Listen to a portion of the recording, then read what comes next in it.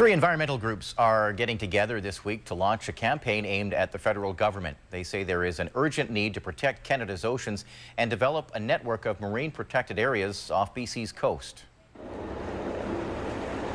The David Suzuki Foundation, Living Ocean Society, and the Sierra Club of Canada say the threat to Canada's ocean ecosystems is escalating every year with the growth in industrial and commercial marine activities. The groups say an increase in carbon dioxide levels are making seawater more acidic, and that, combined with overfishing, are having devastating effects on the ecosystem. The campaign called Oceans calls on the government to live up to its promise to protect the country's oceans before it's too late. The group wants to see no working zones established where the ocean is allowed to regenerate without any threats.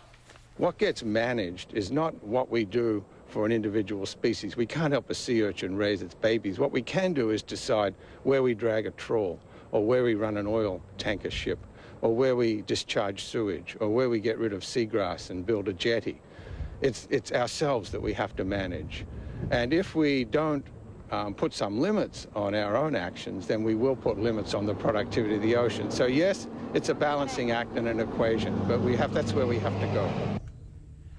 The groups will be taking their message to a conference this week focusing on an area of ocean stretching from northern Vancouver Island to the Alaska border.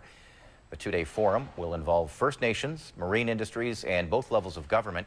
The environmental groups are hoping the government will follow up the conference with a comprehensive plan to protect that region.